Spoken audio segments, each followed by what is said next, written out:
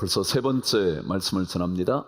주를 위해 살아보십시오 라는 말씀이죠. 살아보십시오 라고 말한다면 여러분에게 말씀을 드리는 것 같아서 제 스스로에게도 주를 위하여 살아보라 라고 제 스스로에게 외쳐봅니다. 우리 인생은 자기가 참 중요합니다. 자기 위해서 살아가는 거죠. 지난주에 한 권의 책을 계속 읽으면서 묵상하게 됐습니다. 제목은 마음을 따르지 않을 용기라는 책이었습니다. 그런데 그 책의 부제가 이러했습니다. 진짜 제목은 마음을 따르지 않을 용기였는데 추가해서 부가 설명을 하면서 제목을 붙인다면 이런 것이라고 적어 놓은 거죠. 이 시대를 집어삼킨 나라는 신에 맞서다 라는 것이었습니다. 이 시대는 자기가 신이 된 겁니다. 그래서 수많은 무신론자들은 우리가 신인데, 내가 신인데 무슨 또 다른 신이 필요하냐고, 호모라는 인간이 데우스라는 신인데 뭘 자꾸 신을 찾느냐고, 하나님 믿는다는 것 웃기는 일이라고, 내가 신인데. 그 책에는 미국 사람의 저서라 미국의 통계 하나가 기록되어 있었습니다. 그것은 미국인들 84%가 이렇게 생각하며 산다는 것입니다. 인생의 최고의 목표는 자신의 삶을 최대한 즐기는 것이다. 그렇게 생각한대요. 인생 산다는 게 뭐냐 하면 즐기면서 살다 가는 거지 라고 84%가 그렇게 생각한다는 겁니다. 근데 그 84%의 사람들이 그 중에 86%가 다시 그런 만족을 얻으려면 자기가 갈망하는 것만 이루면 된다, 그렇게 생각한다는 겁니다. 자기가 즐기는 인생을 살면 되는데 그 즐기는 인생을 위하여 만족을 얻으려면 자기가 갈망하는 것만 찾아다니면 되는 거야. 남이야 뭔 들었대, 남이 어떻게 생각한들 뭐 상관이야, 부모인들 뭐가 내가 좋아한다는데, 세상이 뭐 내가 즐기면 되는데 라고 생각을 한다는 것입니다. 그런데 이 생각이 여러분 어디에서 온 줄 아세요? 샌프란시스코에 가면 사탄 교회가 있습니다. 제목 그대로 사탄 처치입니다. 근데 그 사탄 교회에 대북적인 사람이 있습니다. 알레이스트 크롤리라는 사람입니다. 그 사람이 뭐라고 그랬냐 하면 자기 자신에게만 충실하면 돼 라는 것이 자기의 모토였답니다. 그래서 사탄교의 모든 사람은 너에게 충실하게 살면 돼, 너 마음대로, 너 생각대로, 너 느끼는 대로 살면 돼, 남의 문제가 아니야, 네가 좋아하면 해. 그 알레이스트 크롤리라는 사람이 어떻게 마지막을 맞은 줄 아세요? 그 사람은 헤로인 중독으로 세상을 떠납니다. 마약 중독으로 죽었단 말이죠. 말하자면 내가 원하는데 뭐가 문제인데, 자기요, 자기. 그래서 자기가 신이 되어버린 겁니다.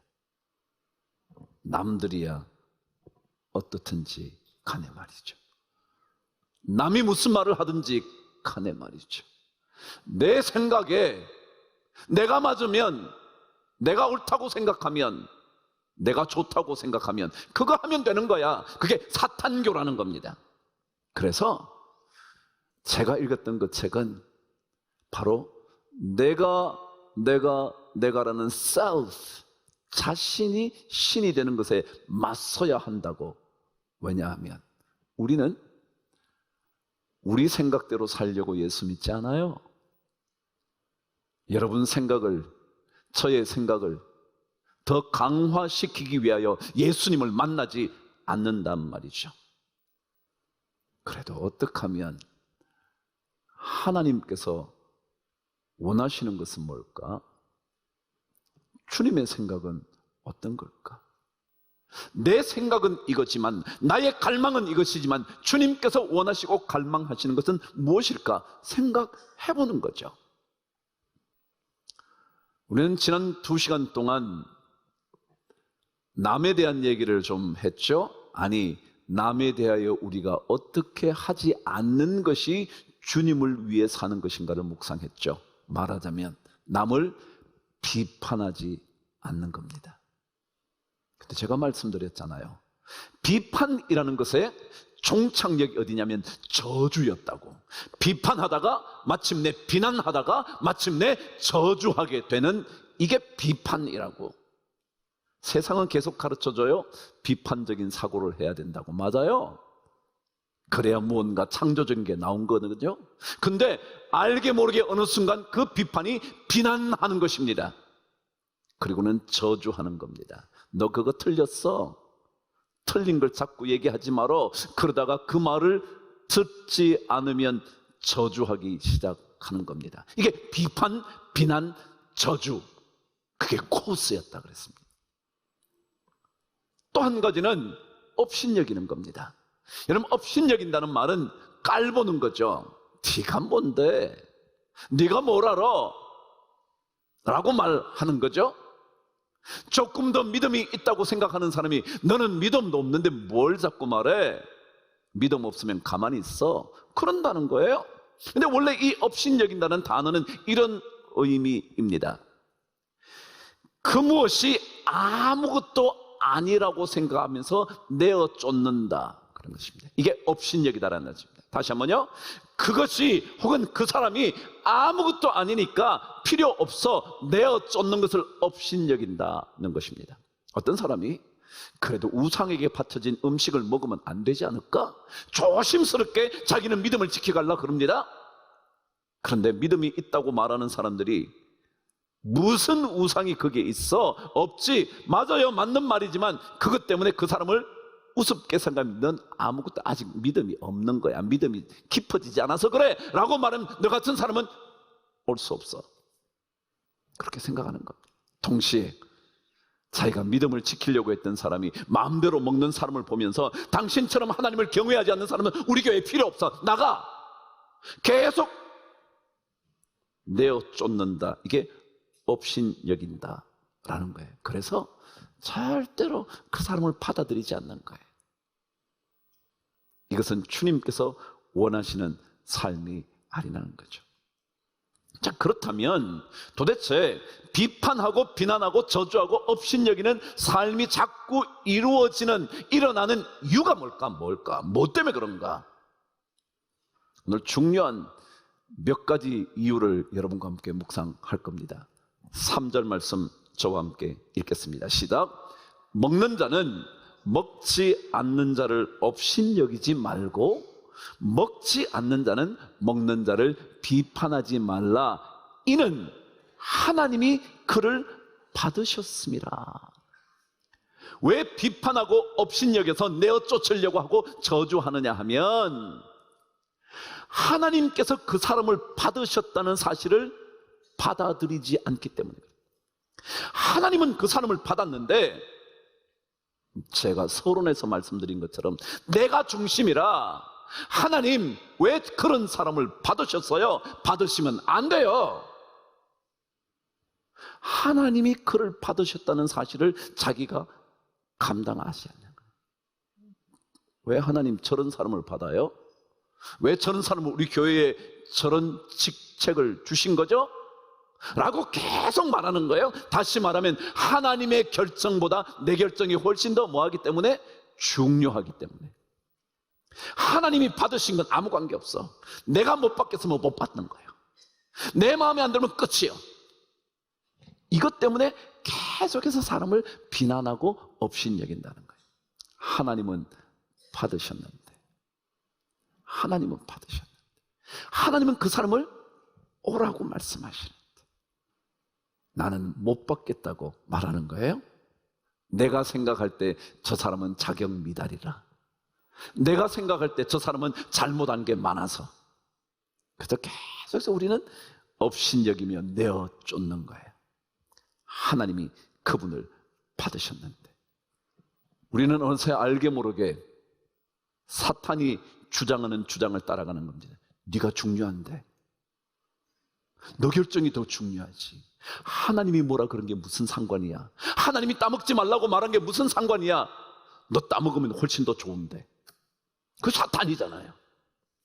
그래서 자신의 결정이 훨씬 더 하나님의 결정보다 소중하다고 생각하는 사람일수록 남을 비판하면서 비난하면서 저주하면서 쫓아내는 거예요. 예수 믿는 사람은 언제나 그래도 하나님 생각이 조금 먼저여야 되거든요. 내 생각은 이런데 사실 그렇거든요. 저도 보기 싫은 사람은 보기 싫거든요. 여러분도 그렇잖아요. 그렇지만 내 생각은 그렇지만, 내 느낌은 그렇지만, 내 감정은 진짜 그렇지만, 그럼에도 하나님은 어떻게 하셨는지 우리는 고민하는 게 신앙생활 아니에요? 그래서 믿음이 연약해서 음식을 먹지 않든지, 믿음이 강하다고 해서 마음대로 먹든지 간에 하나님께서는 그들을 다 받으셨다는 사실을 내 생각으로 삼아야 되는데, 우리는 끊임없이 하나님의 생각에 관계없이 내 생각만 계속 주장하는 거예요. 그래서 비판이 그치지 않고 비난이 그치지 않고 마침내 교회 안에도 저주가 난무하는 거죠. 그리고 남을 우습게 보는 거예요. 저런 사람이 장로라고요? 그렇게 아무렇지도 않게 말하는 거예요. 저런 사람이 직분을 받았다고요? 저 사람이 부장이라고요? 왜요? 하나님은 받으셨는데 자신이 못 받겠다는 거예요. 저 사람 보니까 이렇고 저렇고 저런데.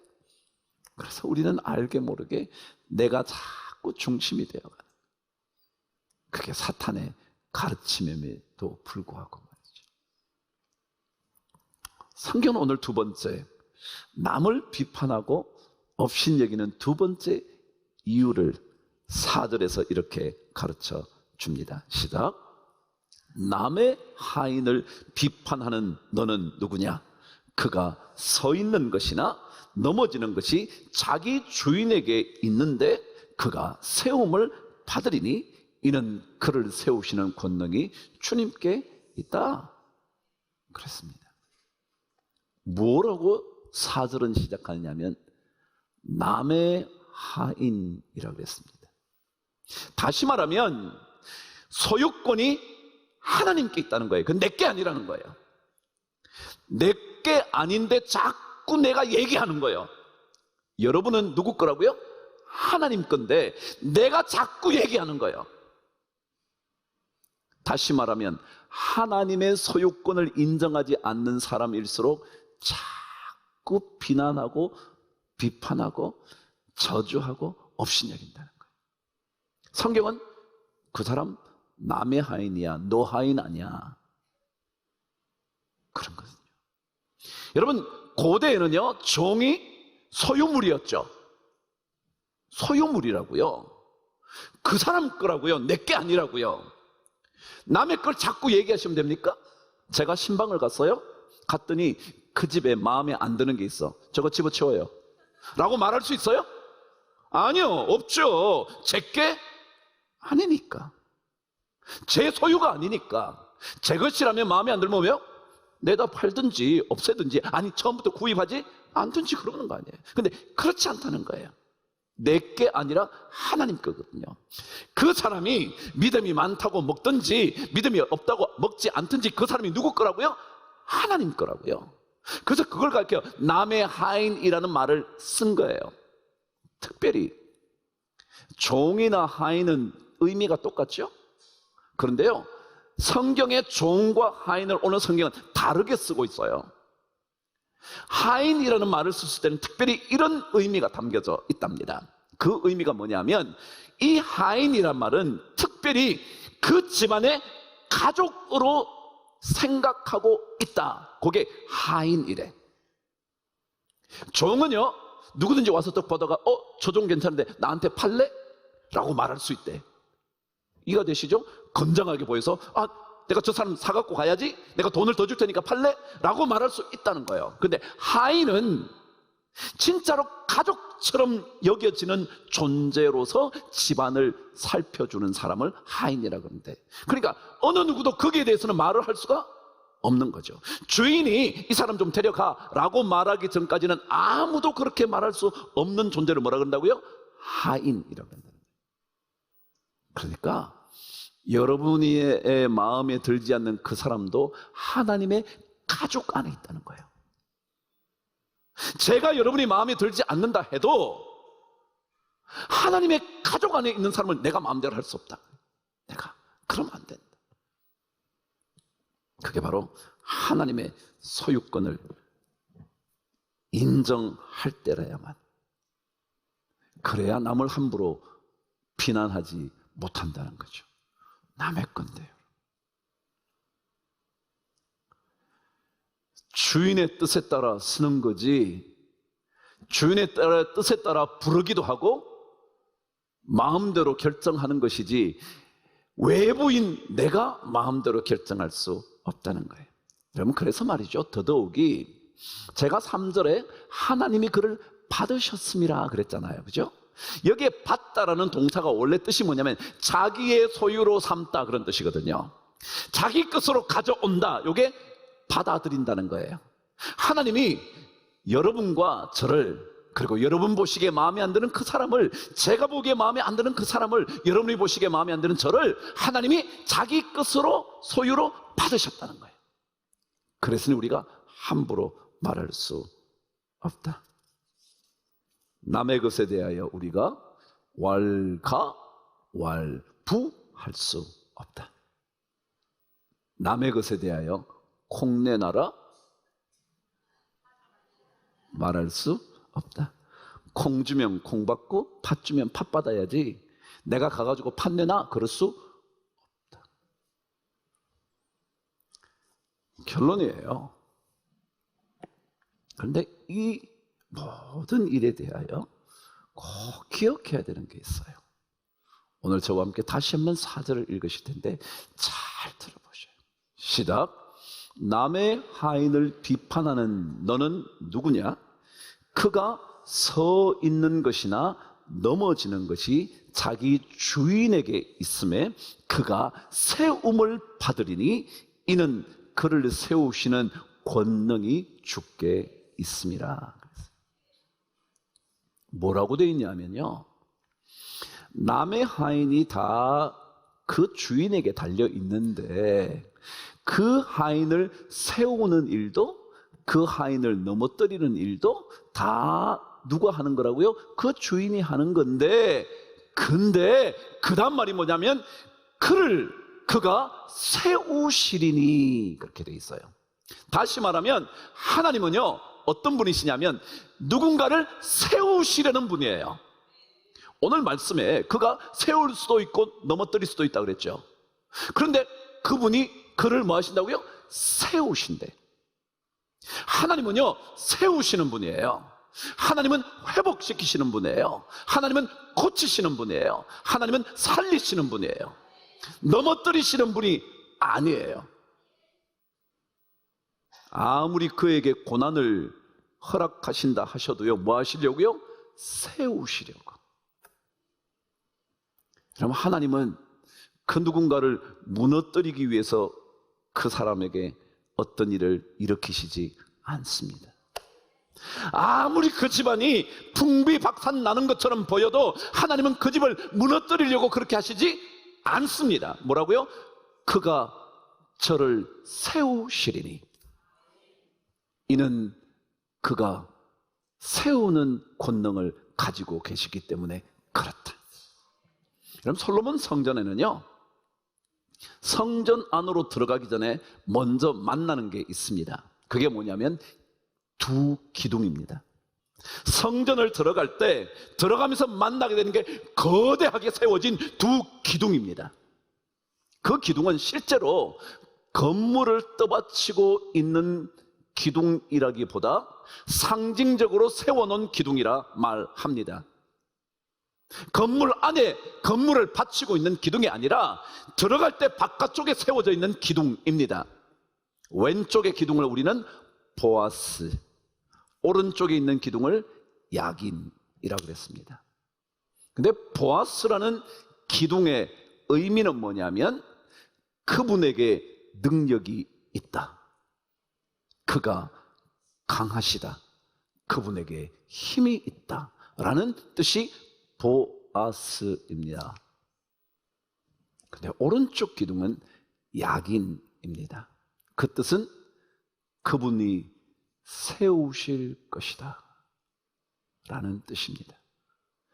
솔로몬 성전을 들어가면서 여러분께서 우리 성전에 들어오시면서 두 기둥을 보셔야 합니다. 하나는 그분에게 능력이 있지, 또 하나는 뭐라고요?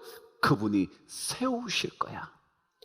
그래요, 여러분 성전에 들어오실 때마다 여러분 꼭 기억하셔야 돼요. 그분에게 능력이 있어요. 그리고 그분은 반드시 우리를 세우실 거예요. 여러분만이 아니라 저를요, 그리고 저만이 아니라 여러분을요, 여러분만이 아니라 여러분이 싫어하는 그 사람도요, 그분이 세우실 거다. 그래서 오늘 사도 바울은요, 어쩌면 솔로몬 성전의 두 기둥을 생각하면서 적어놨을지도 몰라요. 이렇게요, 그가 세움을 받으리니, 받는다는 거 뭐예요? 누군가 세운다는 거죠. 세움을 받으리니 뭐예요? 야긴. 그 다음에 뭐예요? 이는 그를 세우시는 권능이 주님께 있다, 그분에게 능력이 있다. 보아스. 이해가 되세요? 그럼 하나님은요, 둘째 아들 탕자 같은 아들이라도 세우려고 하시는 분이에요.